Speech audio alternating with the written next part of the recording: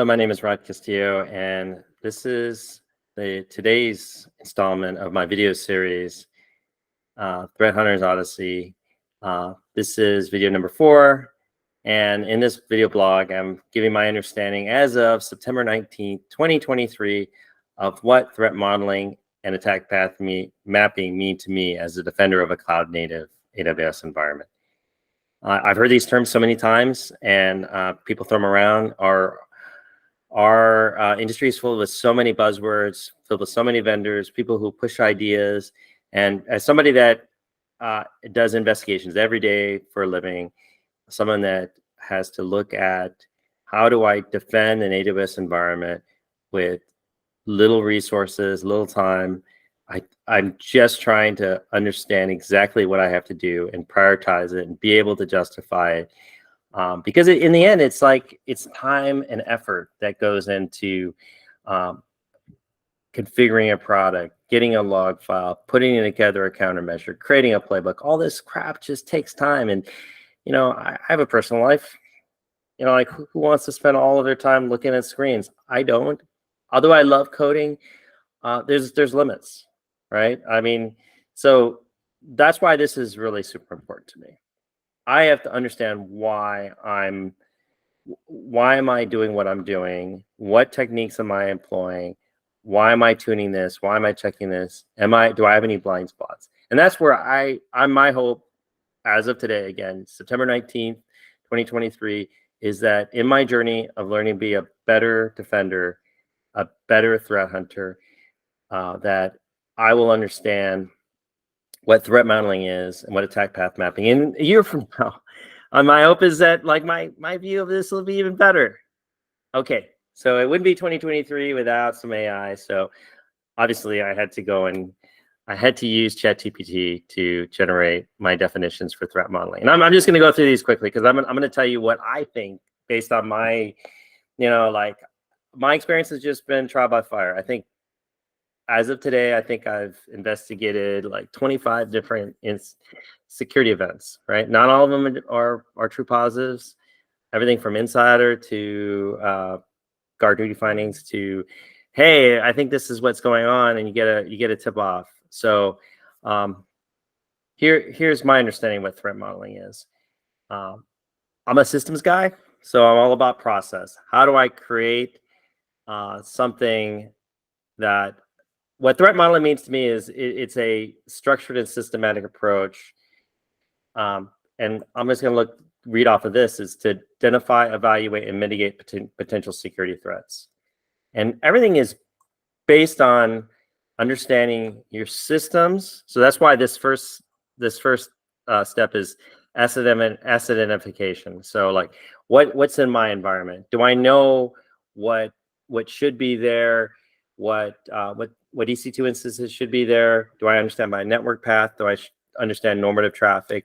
So that when I see something abnormal, I know exactly who to talk to if it's an asset, which team to talk to. I know where to look in AWS. Next step is threat identification. And this today, I'll just be honest with you, this is really a fuzzy thing. Like, who gives a fuck about my environment, my company? I don't know. This is like a weird thing for me. I don't know if I totally get this yet. Recently there was this MGM ransomware attack. I get it. The threat actors, they posted something on Reddit that said, yeah, we're targeting MGM Grand because they mistreat their customers. I get it. But the little company I work for, I don't know that I don't know that we're big enough that people really care. I don't know. I'm sure that there are people that are targeting people like us, people that use a certain footprint of environment.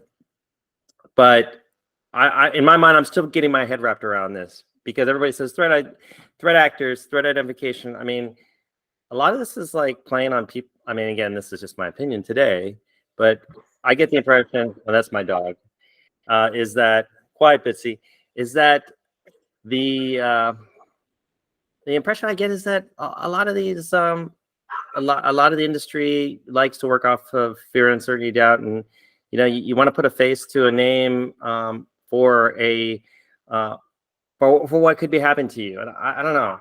I as a defender, I'm trying to understand how some actor out there could be targeting me, and why would they be targeting me. So this is something I still don't understand yet. I've got to get an understanding. This one, vulnerability analysis. Yes, this is something that I do understand, at least in our environment. Like, what are our vulnerabilities? Because I understand, or at least I'm getting an understanding of our assets. I can understand, like, what are our, at least today, based on our tooling, I can understand what are, like, what systems have vulnerabilities, what part of our web application is vulnerable. I think this is a big part of it, right? And the goal, I was doing some reading. The goal here is to get it to the point where you have no vulnerabilities, that you're forcing a malicious actor to use either social engineering, like your vulnerability management is so good that you're forcing a threat actor to use social engineering, or you're forcing them to exploit a 0-day, right? In which case, like where I work, our data isn't that valuable. So my hope is that they'll maybe look at us, and maybe we're patched up. We've gotten stealth. It's hard to tell what our footprint is, and this aspect of it, it's like super hard. Like, we're not a high value target. Why expend the resources on us? This attack surface assessment is, hey, let's take a look at our environment. Let's take a look at our potential vulnerabilities. Where would a threat actor try to come at us? And back when I started my career, I did a lot of pen testing, but today, I wouldn't say that's what I do.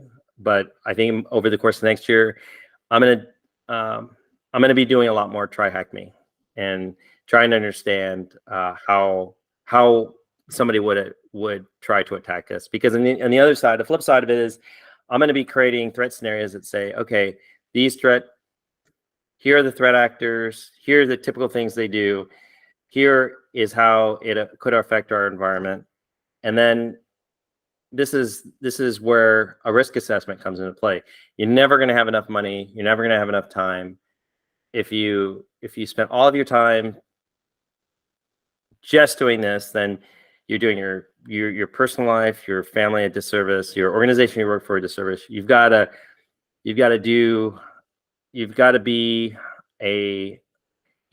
think through, be thoughtful about how you approach this. So my thinking is, like, look, I'm going to understand my environment. I'm going to understand how I get attacked.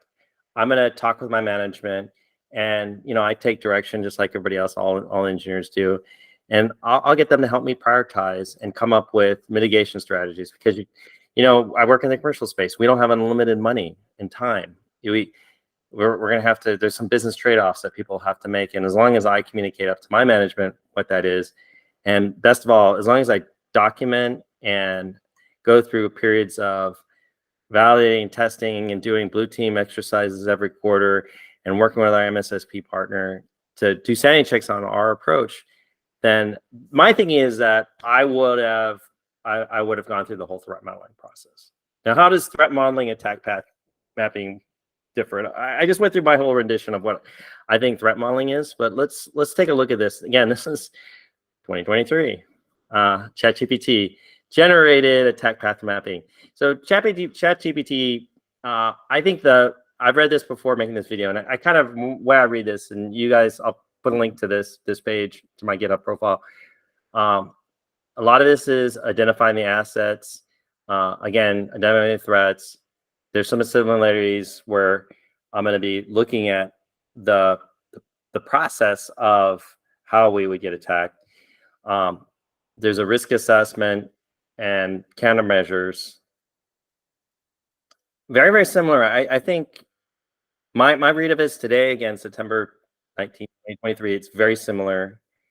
And my hope is that I can, through this journey of learning both threat modeling and attack path mapping, and my skill set improvement, every day I'm getting better and better, and I'm reading about attacks, that my understanding of these two definitions will get better and they'll be different. And I make a video for my future self, it be more of an educated answer. So I want to thank you for watching this video. If you watched to the end here with me, if you like my content, click here to the left for my latest video.